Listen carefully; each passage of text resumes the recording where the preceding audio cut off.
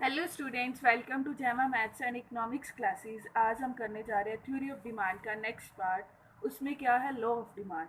Law of demand states that other thing remaining constant there is an increase inverse relationship between quantity demanded and on price of the commodity. वो क्या बोलता है कि law of demand हमें ये बताता है जब प्राइस इंक्रीज होता है तो हम क्वांटिटी कम लेते हैं, जब प्राइस डिक्रीज होता है तो हम क्वांटिटी ज़्यादा लेते हैं। अब डिमांड शेड्यूल से हम समझते हैं, जैसे प्राइस ऑफ एक्स कमोडिटी, जब प्राइस 10 रुपी है तो वो कमोडिटी क्या ले रहा है? क्वांटिटी 100। जब प्राइस कम हुआ, डिक्रीज हुआ 9, तो वो क्वांटिटी क्या ले रहा है? 150। जब प्राइस और कम हुआ तो वो क्वांटिटी लेने लग गया 200। जब प्राइस डिक्रीज हो रहा था, फॉल हो रहा था, तो क्वांटिटी इंक्रीज हो रही थी। अब इसे हम डिमांड कर्व पर शो करेंगे। हम एक्स एक्सिस पे लेंगे क्वांटिटी, वाई एक्सिस पे लेंगे प्राइस। जब प्राइस P1 है तो क्वांटिटी ज़्यादा ले रहा है, मीन्स 8 है तो 200 ले रहा है।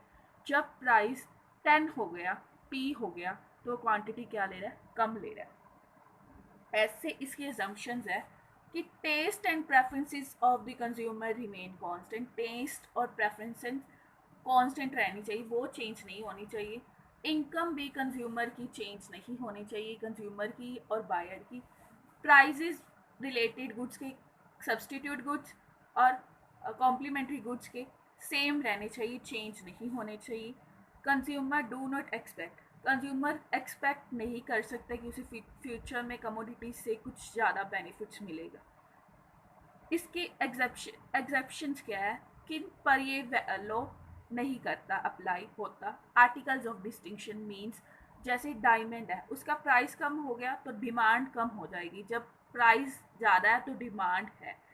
Article of distinction. Giffen goods, Giffen goods क्या होते हैं?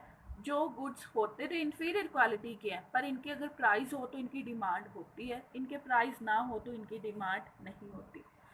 इरेशनल जजमेंट मीन्स कि हम क्वालिटी जज करने लग जाते हैं प्राइस से। ये उस पर भी लो वेरी नहीं करता। जब प्राइस ज़्यादा होते तो हम बोलते हैं अच्छी क्वालिटी के, जब प्राइस कम है तो हम बोलते हैं ये अच्छी क्वालिटी के नहीं है। अब movement along demand curve. Movement along demand curve refers to moving up और डाउन द डिमांड कर्व। ये रेफर करता है कर्व का अप और डाउन मूवमेंट। दो तरह की मूवमेंट होती है, extension of demand and contraction of demand. Extension of demand क्या होता है? जब क्वांटिटी डिमांडेड इंक्रीज होती है प्राइस कम होने पर। प्राइस जब कम होता है तो क्वांटिटी डिमांडेड इंक्रीज होती है, वो होता है एक्सटेंशन ऑफ डिमांड। जैसे प्राइस पहले 5 था तो क्वांटिटी थी 1, जब प्राइस कम हुआ 1 हो गया तो क्वांटिटी बढ़ गई, ये हो गया एक्सटेंशन ऑफ डिमांड। अब ग्राफ भी हम रिप्रेजेंट करते हैं।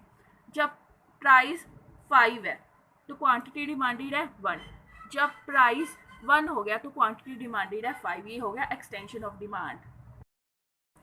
कंट्रैक्शन ऑफ डिमांड का, कंट्रैक्शन ऑफ डिमांड का सिचुएशन है जब क्वांटिटी डिमांडेड डिक्रीज होती है। क्वांटिटी डिमांड किसी चीज़ कमोडिटी की डिक्रीज होती है प्राइस बढ़ने पर, वो होता है कंट्रैक्शन ऑफ डिमांड का। जैसे प्राइस पहले था 1 रुपी तो क्वांटिटी हम क्या डिमांड कर रहे थे? 5। कंज्यूमर क्या डिमांड कर रहा था? 5। अब जब प्राइस बढ़ा 5 हो गया तो क्वांटिटी डिमांडेड क्या होगी? 1। जब प्राइस बढ़ा तो क्वांटिटी डिमांडेड हम कम करने लग गए, जब प्राइस कम था तो हम क्वांटिटी डिमांडेड ज़्यादा कर रहे थे।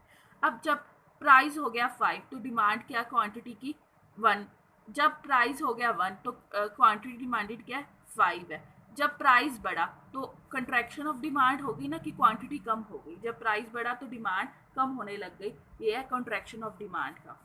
अब शिफ्ट इन डिमांड कर्व, दो तरह की कर्व शिफ्ट होती है, forward and backward.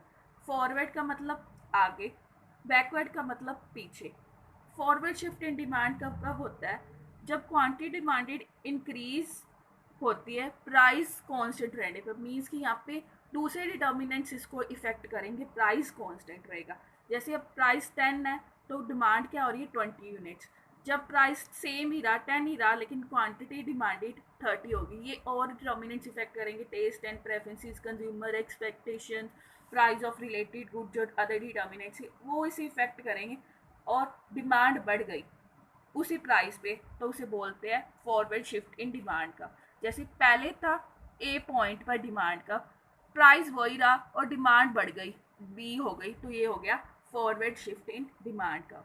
Backward shift in demand कब, ये कब होता है जब क्वांटिटी डिमांडेड हम कर रहे हैं, डिमांड कर रहे हैं क्वांटिटी की किसी कमोडिटी की, वो कम हो जाए, कम हो जाए जब प्राइस सेम ही है, प्राइस सेम है, इसे दूसरे इफेक्ट्स से ये कम हो जाती है, दूसरे डिटर्मिनेंट से, तो ये होता है बैकवर्ड शिफ्ट इन डिमांड कब। जैसे प्राइस 10 है, क्वांटिटी क्या है, हम डिमांड करें 30, प्राइस 10 है लेकिन क्वांटिटी हम 20 करते हैं, हम कम क्वांटिटी डिक्रीज कर देती, कम कर देते हैं।